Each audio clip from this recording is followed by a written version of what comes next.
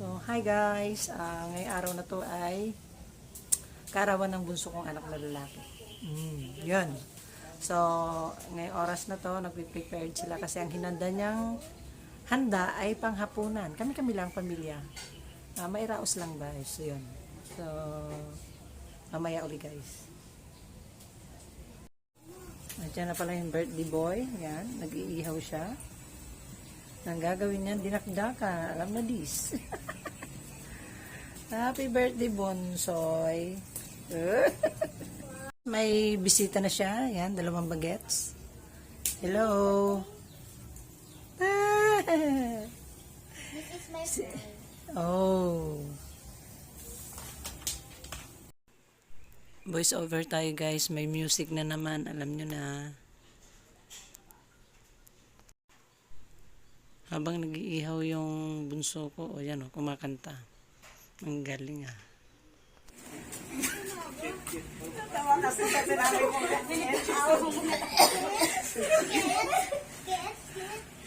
Ayun po, pasensya na po.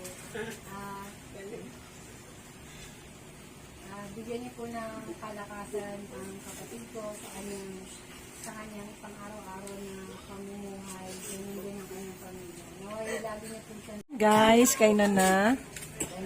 At ano, ito ang kanyang nakayanan. Yan. Kain na po. Guys, isa na ang kainan.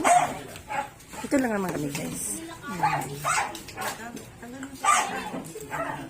So,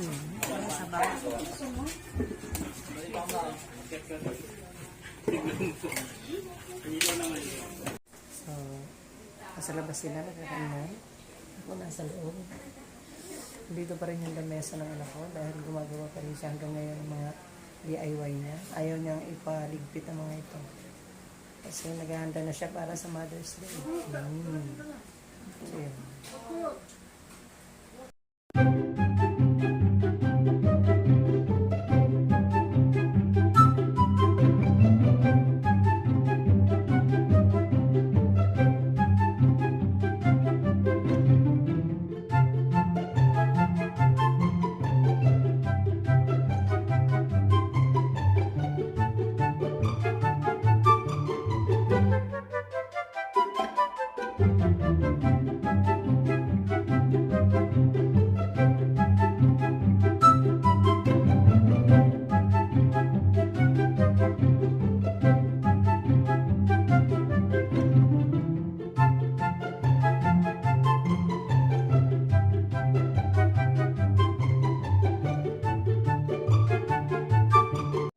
Mag-iihip na ng kanyang kandila.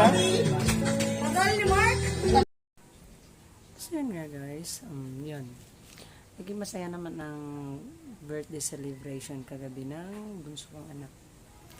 Naging masaya naman. Kahit simple lang ang handaan, naging masaya. Importante naman masaya. Hindi naman importante yung bonggang handaan. So ang naging bisita lang yung mga kapitbahay namin dito. Iba niyang kaibigan na nakarating, yun lang. So, kung halos kami-kami lang dito sa paligid. So, yun. Salamat naman at nairaos. At ngayon nga, katatapos lang namin magligpit na ng mga pinag-anong kagabi. Ginamit kagabi. Yun. Ganun naman talaga pag may handaan, may liligpitin ka after, di ba? So, yun lang guys. Hanggang dito na lang ang vlog natin for today. At sa mga hindi pa nakakapag-subscribe, please subscribe my YouTube channel. Pakisuporta naman guys kung pwede lang. So yun, bye guys, be good, be kind, alagaan at mahalin natin ang ating kalikasan. Bye!